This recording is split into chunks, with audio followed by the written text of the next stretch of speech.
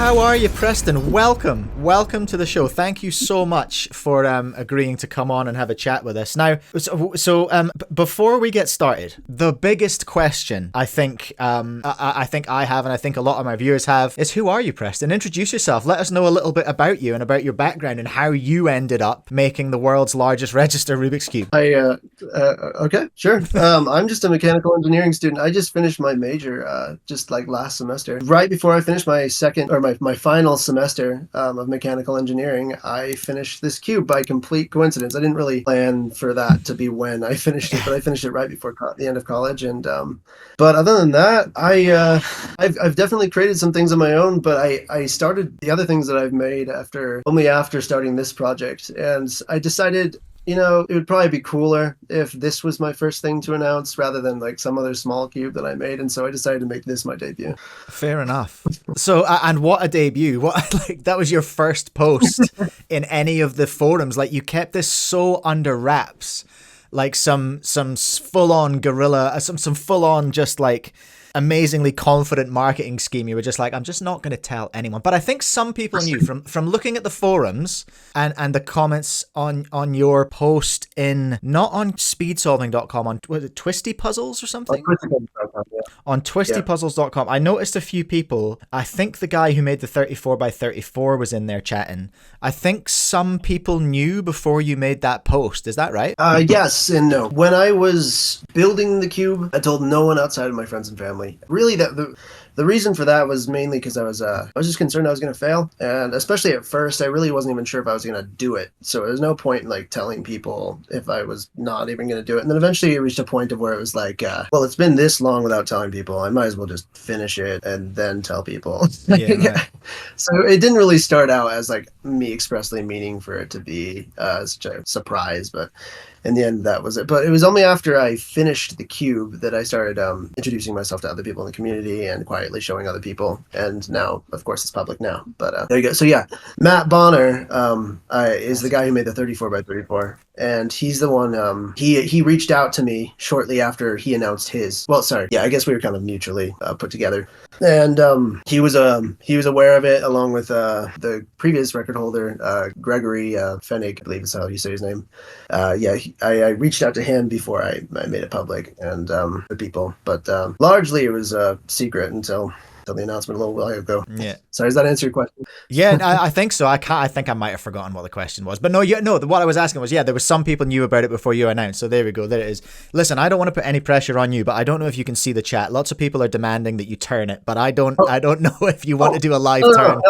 I'm fully prepared for that, but as long as you guys all understand that the performance issues are scary, and your sympathy if anything goes wrong. Oh, I can't. If it pops, I can't. No, it'll likely be fun.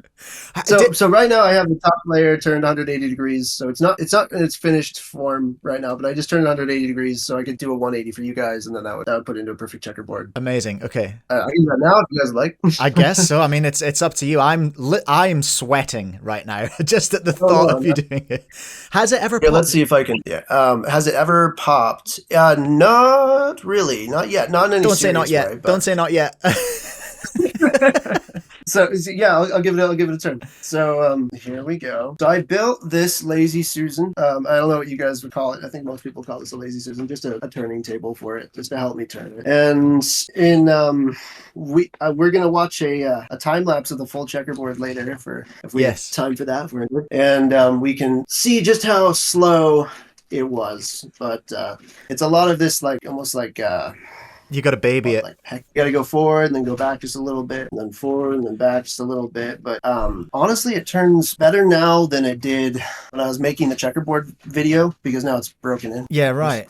And it's so forgive me, anyone who isn't interested in 3D printing, but was it resin printed or was it layer printed or? Yeah, FDM.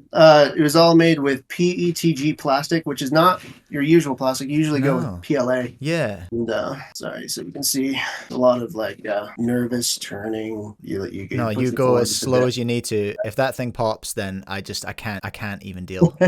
Oh my gosh, there we are. There we go. There's a 180 for you guys if you. That's I hope amazing. that satisfies a lot of people to Yes. watch that.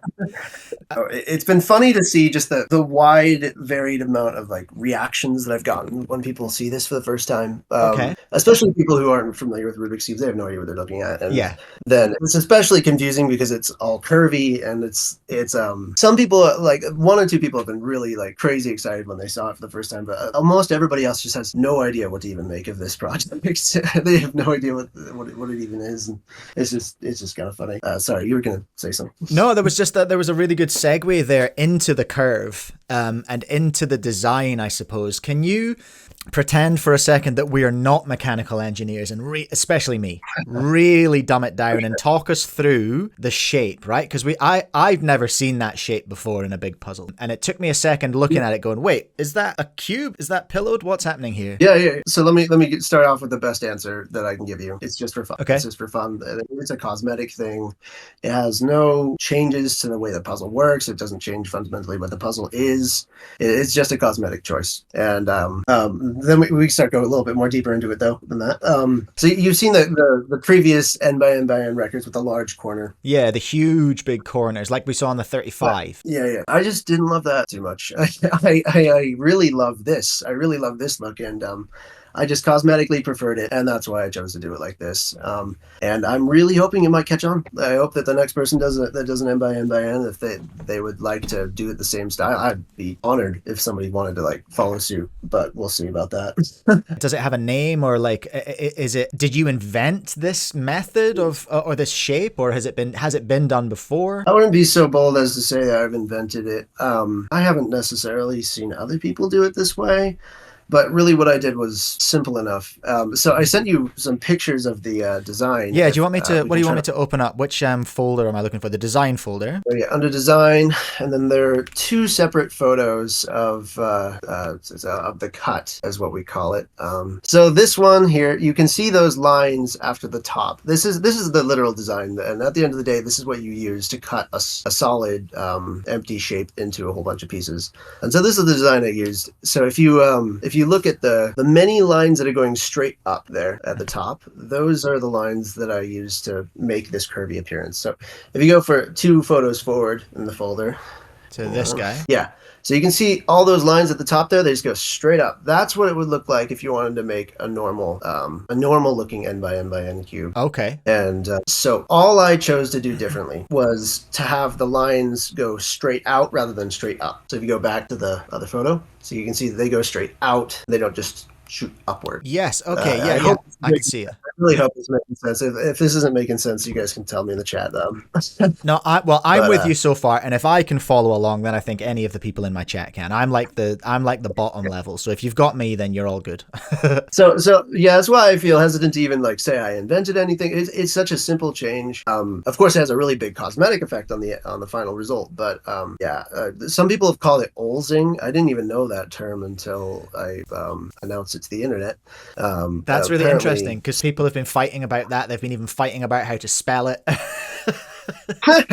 Yeah, I think it's someone's last name. I don't want to spread misinformation, but they got that term, I believe, from when you cut down a cube, like you start to shave away at all of the unnecessary material, and then you start to get this sort of look on the surface of cubes that would otherwise have straight cuts, and that's because you're starting to cut down to the more core mechanism, and this is kind of what it looks like. But so essentially, this is kind of like a way of making a cube look more like what's going on underneath. Mm-hmm. Another way of explaining these curves for why I chose to make it look like this. I could have made it look like a lot of things, but what I chose to do was, instead of having all of the edges, instead of having all the edges be the same width all the way up, I chose to have them all be the same height. So including the corner piece, this is the same height as this piece, same height as this piece. Yeah. All the way down. So I they're the personally, same. They're the yeah, but same height as the corner. yep, yeah, I'll bring it in close. Oh, Let's now see if I can get a we're getting the good. goods now, everyone. Okay, yeah, wow, okay, You can see this wing is yep, just as tall as that edge of the corner. yeah, cool, So yeah, fascinating. I, So what's interesting as well is we're looking at a stickered puzzle here. yeah. So was That's one of that a the things I decision? probably would have chose Is that a differently decision that if you I. ended up regretting, or? Yeah, yeah. So I regret is a strange word because in the end, I love the look of this, and I'm very, very pleased with the result. And but if I had done it with color, I could have saved myself a month of effort stickering this thing. It took a month to put the stickers on. Well, it's kind of hard to estimate because there's in so many sittings, but yeah, at least like 3 weeks. That's probably even undershooting it of how long it took me to just do the stickering. And I super glued every one of them, and so that made it take like twice as long as it would have otherwise. And I'm glad I did because I did not want to deal with these stickers popping off. No, that's the last thing you need. That's the last thing you need. Absolutely. So I guess another question I have Yeah. is why 49 by 49? Was that? I mean, I can understand why not an even number, but like, why not 51? Why not 55? Why not 41? Was there a particular, was 49 like a number that was mathematically or mechanically like important for the mechanism or something? Yeah. This question. Here, let's start with a photo. Which one do you We need? have I gave you a photo. Is the photo that's between the other two? Yeah, that one. So if you look in the corner there, you can actually see it just faintly written. That's the first time I ever realized I was going to make a 49 by 49 was when I wrote that. I just was essentially drawing a design in my notebook, and in the end, I actually went with I made some heavy modifications. I didn't actually kind of go with this exact design, but this is when I came up with the idea of how to do a 49 rather than anything else. It's just because it was like the next step up in the fractal. And then Okay. I counted it out, and I'm like, oh, I guess that's 49. I knew it had to be bigger than 33, obviously, because that was the record at the time. And so what was the next step up in the fractal pattern? And it had to be bigger than 33. That was the only two things that really made me choose to do a 49. It was also like, it seems like a reasonable step. Yeah. There's a lot of like kind of wishy-washy answers, but that's the truth. No, that's cool. So, There you go. so I guess in answer to the question, it made sense fractally. You said so. Is that pic we've just looked at? Is that the first sketch? Is that when you were daydreaming for the first time? Yeah, this is like really my first thoughts. I was just drawing it out on my desk, and this is what I drew. In the end, I changed the design a bit, and you can see that in the other photo. But Well, that's a good segue into this folder potentially, which is the assembly, right? yeah, well, I mean, it's a bit of a jump forward in time from when I designed it, but yes. Have I missed a step? Did you want to go and have a look at some other stuff first? There's the other Let's see. Let's go into other images. other Sorry, images. Yeah, sorry, okay. guys. So yeah, I had 4 printers going. I did the math again recently. I should probably double check my math, but it was like 11 and a half months of print time. I think in the end it was actually longer than that because 11 and a half months. If I hadn't had any failures, which I had many, it would have taken me Of 11 and a half course. months. So I think it's more than that. So yeah, I know it was at least like 3 months of continuous printing with 4 printers to get this done. I wasn't willing to wait a year, of course, so that's why I had to get Yeah, more. no, fair enough. That's a veritable print farm you've got there. Yeah. That's impressive. Okay, so there we are. That's our machining, that's our production. And now we're getting to realize the This is scale. removing support material, and this is what it looked like for almost all of this, removing the support material, so you can ignore what's on the screen there. It's just like a movie I was watching or something, but it was just like me sitting at this desk for the entire summer. I really built this over 2 summers, using the entirety of those 2 summers, like I was doing it as a full-time job. And then I'd do it during the breaks between college, and I wouldn't work on it during college just because I was doing mechanical engineering, and there's just no way I could do both. I was going to ask. This wasn't a uni project then. This wasn't a school project. No, this was full-on passion project, start to finish. Yeah, but that's what a lot of people have asked. Is like, is this some kind of, were you getting paid for this, or then no?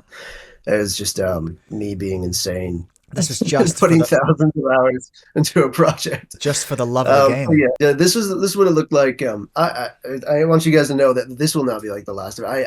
I took a whole bunch of video logs of myself as I was doing all of this, and I can go into. I plan once I put out this announcement video of mine pretty soon. After that, I have a spliced like sequence of all these video logs, and that I'm going to post that as a separate video. So for those who are more Awesome. interested in the nitty-gritty. Yeah, I think the process itself would be just the psychological part of the process would be fascinating. So yeah, we should say, yeah, Preston is going to have his own video, but has been super cool to come and talk to us in that setup. Look at the baggies. I love it. So yeah, in the end, this is one of the decisions I'm most happy with. Just using plastic bags. It turned out being one of the cheapest solutions, which is just literally put them in plastic bags and tape the bags together, was the best solution. I can't think of a better way to organize them. This was great. This is and in the end, I ended up resplicing all my baggies. This is between when I printed them and then when I started sanding them. And then you can go to the next photo. And you can see I spliced them all together again in a more ordered way so that the workload would be more like I did one of those lines of bags. I started calling them snakes, one snake per day.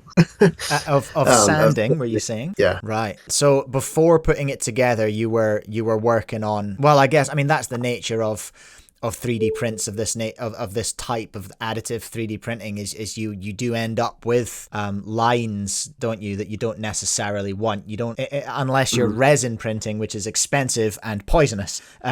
You know, you always get those lines where the layers have been added on. Hey, which is an issue for moving parts. So, yeah, I definitely learned relatively quickly the correct way to print parts and how if you printed them vertically, they look great, they have wonderful detail, but they'd be weak. They'd be extremely weak. And so that's right. I learned almost everything needs to be printed horizontally, and then I actually got very good at printing them eventually, of course, because I had to print over 13,000 of them. And so yeah, I learned that there's a lot of stuff that's just obvious to 3D printers that you don't do. You don't put like rounded surfaces towards the sky because you'll get like this stair-stepping effect, and I didn't like that. And also, I learned that I didn't want to put the surface faces directly upward or have them on the bed.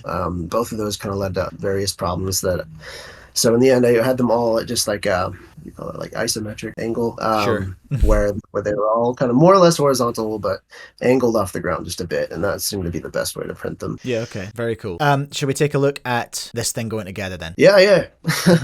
What did this look like in terms of time? I put in a ton of work before so that this could go together in like a day. So What? you can see your face is kind of face is kind of blocking. You can see these groups over here. They're all taped together lines of pieces. They're like cross sections that I had, and I put in a ton of effort to have them all ready like that so that I could just assemble them really quick.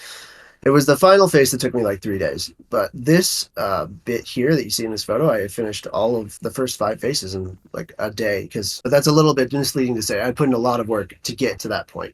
Yeah. And what was that like emotionally? Because this was 5 years in, right? That you'd started putting it together. Well, minus 3 months for minus a month or whatever for stickering. But this was really far along in the process. Yeah, it was. I really had to stop thinking about it sometimes. Sometimes it would like overwhelm me, the stress of like, what if I fail? What if this thing doesn't work? I just had to like put it out of my head because it was such a massive project. It's not even justice to say it that much. No, it's like it is incomprehensible almost, unless you've been in it potentially, you know. So I had done some sub assemblies of the project, some smaller assemblies where I was like just trying to like show myself, okay, is it worth it to keep going? Are the pieces going to work? I had already done a few tests, but I wish I had done more testing in the end. I wish before I really began, done a few more tests that would have gave me a big headaches down the line. But again, it works, so I don't have too much to complain about that. We can see the way it's shaping up here as well. The way you're, rather than stopping and coming straight out, we've cut it off as though you've sanded down the inside of a cube, and you can see how the shape's forming itself there. Yeah. Okay, let's go further through. So yeah, there's a little bit later, and you can see I'm just it's not too obvious, but I'm just laying down one line of pieces, pulling off the tape, another line of pieces, pulling off the tape, and it was just easy peasy for the first 5 faces, just because I had put in all of the effort to make it easy. Yes, yeah, lots and lots of planning. So this is pre-Lazy Susan. We haven't got the Lazy Susan for turning yet. Yeah, not yet. I built that after this. Yeah, right. Look at the size of those center edges. They're fascinating. Sorry about this. I wish my photo quality was better. I wish a lot about that. I think if I ever do a crazy project again, I'm going to be using way better cameras. So some of these photos are good. The other ones are kind of meh. So what are we encountering here with with the cardboard wedges? Is this getting ready for the very last face, is it? Yeah, that was because there's becoming a lot of pressure on the undersides, I guess, on those 4 side faces, because there are all the pieces there. They're all pushing up against each other, and it was starting to push up pretty hard on those edge pieces. Well, so I put some spacers in there so that it would try to equalize the pressure, I guess. Yeah. So do you know how much this thing weighs altogether? 30 kilograms or 65 pounds if you're American. 30 kgs. That's more than one of my children. It's like the weight of an 8-year-old boy. Yeah. For reference. I feel nervous picking the thing up. I always have to, I have I have a large piece of cardboard that's underneath it, and I pick up a piece of cardboard with it, so it kind of like distributes the force of its own weight as I'm carrying it. And I'm still too nervous just to pick it up straight, just because I don't think I can. It would just put so much pressure on the pieces. So yeah, this is where the weight starts to be a problem. For the turning, I still haven't really hard to even say what effect the weight has, but when it comes to picking up the thing, that's where weight really becomes a big problem. Yeah, absolutely. I can imagine. Hold on, sorry everyone. I'm just going to I'm not giving you the full ratio of these pictures. That's my bad. So there we are. We're getting further through. It's building, and here we go now. Now we're at the business end, hey? So this is where things really slowed down, is because I knew that this last face wouldn't be so easy, and I had to just build it by hand, bit by bit, and it took me like three or 4 evenings ish to get this done. And I videoed everything, and I have a time-lapse video that will be in my announcement video. Ooh, and love a time-lapse. So as you can see, I was using tape pretty constantly. I went through many rolls of tape in this process, and this tape I use as special tape. Stupidly, at first I used duct tape, which I regretted by quite a bit later down the line, as I was removing the duct tape and all of the the sticky resin was still on him, and that was a nightmare to deal with. And so I switched to this other type of tape. It's like frog tape, I think it's called, and it's not perfect, but it pretty much leaves no like sticky resin behind, if that's what we call it.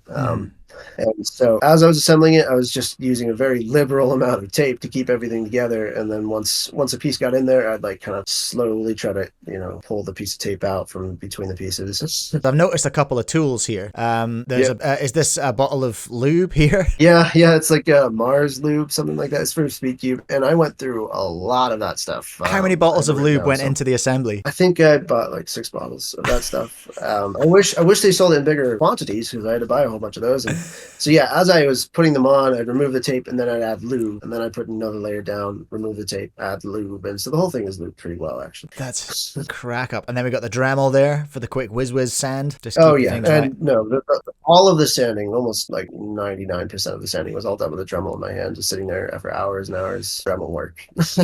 and there you go. There's the naked cube. There's the cube without any stickers on it. What it looked like. I had this professionally photographed as well, and there you go. So you can see, as a result of 3D printing, where some of them were printed at different angles, you can see that some of the pieces catch the light different from others. So it kind of looks like of course. A disco ball. Yeah, it does have a disco ball vibe, and hence why when I was showing it to my mother, she actually thought it was a terrible tragedy that I was going to sticker it. She's like, "You should just leave it like this." I don't know.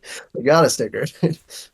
Oh yeah, no, you had to. Yeah. Was there? So I'm going to assume you saw the 35 by 35. Of course. Oh, that I saw it. So. Yeah. Well, you've seen it, and so the speculation is that it was spray painted, and I'm pretty confident that it was after seeing it turning. At any point during the stickering process of yours, did you think, oh, maybe I'll just grab some rattle cans and just spray paint it?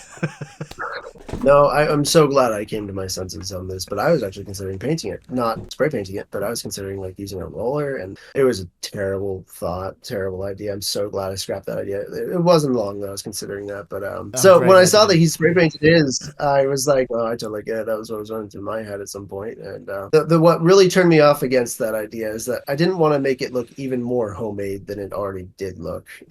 Oh no, it looks so clean. I felt like painting it was only going to make it look even more homemade than it already did. The stickers look clean. Did you hand cut the stickers, or did you? No. I found a guy on the internet that was willing to cut it for me. I plan to put his name in like the description of my announcement video. So. Oh yeah, no, we'll find it. We'll find it. Don't worry. I know you guys the stickers if you like. Oh yeah, sure. Here, I'll grab them. Miguel is asking how much did it cost? Well, in raw materials we could probably work out, but in time that's going to be a tough one.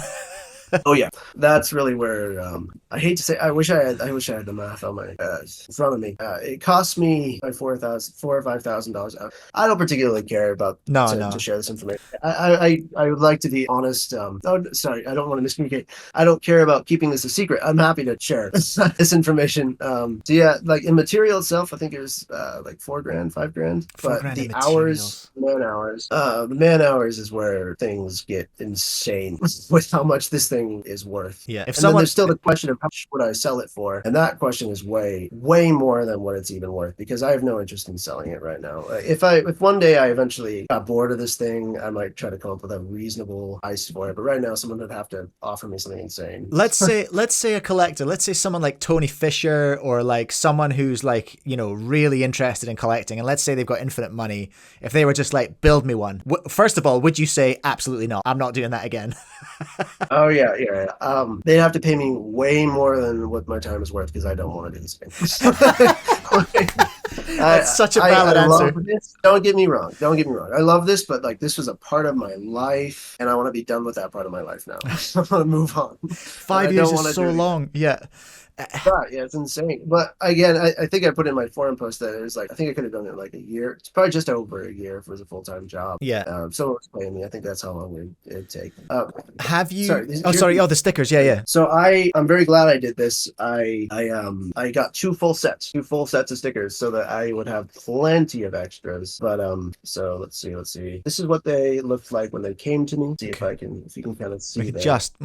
Just about. So they've still got the gaps filled in there. They are cut. They are cut, is what I'm saying. Like they've already been pre-cut for me. And then so yeah, when I remove everything that isn't the stickers, it looks like this, something close to this. And then so as I was going, I failed a whole bunch of stickers a few times, so I had to dive into my extras, and like so that's why this is missing a bunch of stickers because these are all the stickers I had to pull from the extras. Yeah. If that makes sense. Yeah, absolutely. I think you're saying something else before you can go back to what you're. Oh, I can't remember. Oh no, what I was going to say was, I don't even want to. It's too ridiculous a question to ask, but I wonder: have you considered a scramble and a solve? And would that be you, or would that be something you wouldn't wish on your worst enemy? Has anyone asked you, "Can I solve it?" I'll give you the full answer. When I started this project, I thought it was the most terrible tragedy that the creator of the 33 by 33 never mixed his, and I went into it thinking I will mix mine no matter what.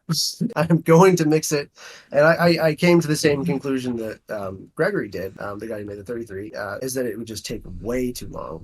Yeah, it'd be crazy because it's an exponential. Every time you go up a register in an N by N, it's an exponential increase in pieces and moves to finish, right? And so what I have considered is almost like a concession that I would mix it up, and then I would try to solve it with the optimal number of moves to minimize how long it would take. Even then, though, I don't know if anybody has created an application to come up with the optimal amount of moves or like the optimal path to take to solve from any state on a 49 by 49. And if the answer is anywhere above like 50,000 turns, then the answer would be no. Then I never would. But well, you come into big engineering questions there, don't you? Because you have to consider, would even just the stickers, would the mechanism itself, would it stand up to the tens of thousands, hundreds of thousands potentially of turns that you would have to do to solve it? Can it, it might be impossible to solve, not because it would be hard and it would take too long, but the thing itself might destroy itself. Yeah, I can guarantee you that I'd never just solve it on my own using the method that I know how to solve an n by n by n cube, because it would definitely take too many turns. How many turns it has in it though, I have no idea, to be honest. I suspect it's probably got I have no idea what the answer is, but I'd like to think it could survive the process. Okay. I'm optimistic enough to think that it might be able to survive, but the fact is that if it takes 30 seconds to turn it 90 degrees, you just have to do some simple back of the envelope calculations and find out it's going to take you 50 years or whatever it is. It might actually be a lifetime. Like there's a very good chance. And so again, it was sad to me when I came to that conclusion. I was not pleased to realize that it's just not feasible to mix it up. No, that sounds about right. Hey, Preston, I really appreciate having you on today. Shall we, just before we go, shall we watch this the time lapse of Yeah, The so this is a checkerboard. yeah, this took me 25 hours, but I partially just wanted to put to bed anyone's skepticism, if anyone's still has any, whether or not it works. And here you go. So here This we is me go. putting it into This is the 25-hour checkerboard. So even then, a checkerboard is 25 hours, and that's not that many turns really in the grand scheme of things compared to a and that solve. was me breaking it in. And also, I was being very, very careful. I did not want to have one piece fall out because I was No. afraid that that might invalidate the whole thing if just one piece fell out. So I was being very careful. And so that made it take even longer. But there you go. And now it's broken in. I think if I were to undo it, I could probably do it a lot faster. I'm going to guess like by 15 hours to undo it. That's my guess right now. So you can okay. So we'll maybe go for the world record 49 by 49 checkerboard time. But still, let's not push things here. I mean, no one else is going to challenge you because there's only one of them. Yeah, it doesn't need to be fast. Then nobody said it has to be fast. It just needs to work. And, That's true. So listen, last question before I let you go, because we've been yapping for about half an hour now. Last question before I let you go: are you going to make a bigger one, or are you done? Is this a mic drop, or are you going to make a bigger one? I'm certainly not done with this community. I want to be a designer going forward. This is really my way of introducing myself. But am I done making end by end cubes? I don't want to say no, as crazy and maybe as masochistic as that is to say. Potentially. I actually really would love to do it again, and I don't want to make any promises that I will do it again. I won't do it soon, obviously. It's just I'll give myself time. I think you've earned a break. Yeah. But yeah, I don't think I'm done with it. I think one day I might come back to start another project. We'll see. Okay, cool. Preston, thank you so much for joining us. Listen, you need to send me a link to where the video is going to be so I can put it in the description here. We're looking at September for the full video from you, hey? September-ish, yeah. Don't hold me to anything, but yeah, that's what I'm shooting for right now. Yeah, sweet. Awesome. Thank you so much, Preston. Send some love in the chat for Preston and the 49 by 49 there, everyone. I am going to, Preston, unceremoniously hang up on you now. I wish I had a producer I could send you to so you could have a nice process on the way out, but I'm just going to hang up on you. But thank you so much. Thanks for having me on. For sure. Thank you so much, Preston. I appreciate it, mate. That was pretty cool, hey?